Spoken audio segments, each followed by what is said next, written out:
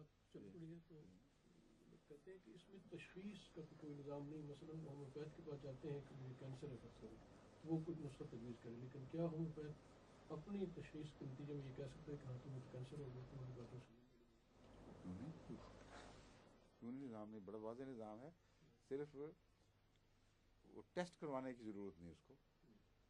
پرانے زمانے میں اطباء اپنی فراست سے, لمبے تجربے سے بعض علامتوں کو پہچانتے تھے اور ان کی تشخیص کیا کرتے تھے. بعض ایسی باریک تشخیصیں تھیں کہ آج تک ان کا معمہ حل نہیں ہو سکا کہ وہ کیسے کر لی انہوں نے, مگر لمبے تجارب سے جو نسل بعد نسل انہوں نے ورثے میں پائے اور سینہ بسینہ آگے بڑھے. بعض اطباء نے ایسی مہارت حاصل کر لی تھی کہ کسی شخص کی نبض دیکھ کر اس کا ہر حال بتا دیا کرتے تھے. اور کئی واقعات دلچسپ اس میں ملتے ہیں.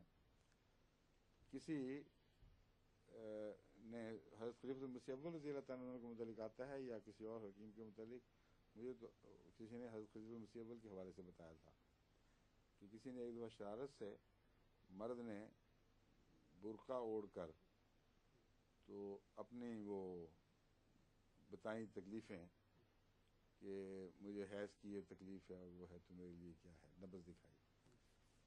حضرت خلیفۃ المسیح اول نے یا جس حکیم کی متعلق بات تھی جواب دیا کہ وہ تو بعد میں بتاؤں گا, مگر آج تک میری زندگی میں ایسا واقعہ نہیں ہوا کہ کسی مرد کو حیض آتا ہو اور یہ تکلیفیں ہو رہی ہوں. اس لیے ایک بہت ہی حیرت انگیز واقعہ ہے. حکیم نابینا تھے کوئی ایک دلی میں مشہور, ان کے متعلق آتا ہے کہ وہ دھاگا تھا یا ایک خاص قسم کا کوئی ایسا سٹرنگ تھا جس سے نبض کی دھڑکن کا پتہ چل جاتا تھا. ہو سکتا ہے وہ جس طرح ہم بچپن میں فون کیا کرتے تھے نا, کھوکھلی تار وغیرہ سے یا ٹیوب سے, تو اس میں جو ہوا ہے وہ دھڑکن تھوڑی سی آگے منتقل کر دیتی ہے.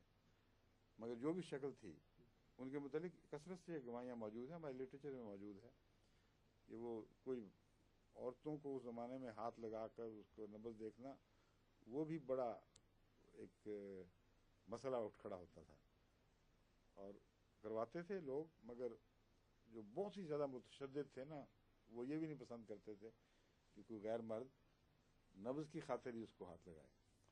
تو انہوں نے یہ رواج کر لیا تھا کہ وہ پردے میں تار اندر بھیجتے تھے اور اس کو پکڑا اور غور کر کے بعد اس کو تشخیص کر دی. تو کسی نے ان سے ازراہ مذاق ایک مریضہ کے متعلق پوچھا کہ نبض دیکھ کے بتائیے, اور اندر بلی تھی, بلی کے بازو پہ نبض باندھ رہی تھی. تو انہوں نے کہا کہ اس کا تو چھچھڑے علاج ہے اور تو اس لیے ہومیوپیتھی میں بھی علامتیں بتاتی ہیں اور بعض دفعہ بعض دواؤں کا عمل بتا دیتا ہے کہ یہ عام وہ بیماری نہیں ہے جو تم سمجھ رہے ہو. بساؤ کا ایک دفعہ نہیں کئی دفعہ ہوا ہے کوئی ایک آدمی ایلوپیتھک تشخیص کے بعد خطرناک مرض بتا کے آیا ہے میرے پاس, اور میں نے اس کو کہا کہ تم یہ مرض نہیں ہے, بالکل غلط کہتے ہیں. اور بعد میں جا کر اس نے جب دوبارہ پھر کسی اور جگہ چیک اپ کرایا تو انہوں نے کہا پہلے غلطی تھی, یہ بالکل نہیں تھی. اور بعض دفعہ بعض علاج ایسے ہیں جن کو میں جانتا ہوں کہ روزمرہ فائدہ دیتے ہیں, علامتیں ملتی ہیں وہ نہیں دیتے, تو مجھے شبہ پڑتا ہے کہ یہ کینسر نہ ہو, کیونکہ اس کے لیے وہ عام علاج کا آرام نہیں ہوتے.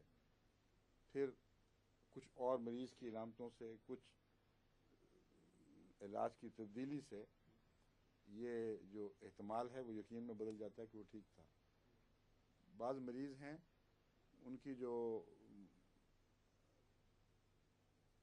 متفرق کینسر ہے ان کی علامتیں الگ الگ ہیں. میں مثال کے طور پر مثلا دیتا ہوں کہ ہڈی کا کینسر ہے کسی کو,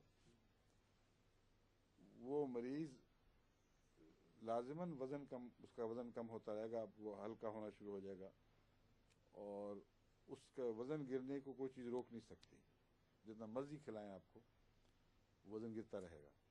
بعض اور کینسرز میں بھی یہ ہوتا ہے, بعض کینسرز میں نہیں ہوتا. بعض میں واٹر ریٹین ہو رہا ہوتا ہے اور پھول جاتا ہے آدمی, لیکن اس کے جو چرب یا فیٹس یا مسل یا خون کے خلیے یہ نہیں بنتے، بلکہ پانی کی ریٹینشن کی وجہ سے وہ بھاری ہو رہا ہوتا ہے، مگر پہچانا جاتا ہے۔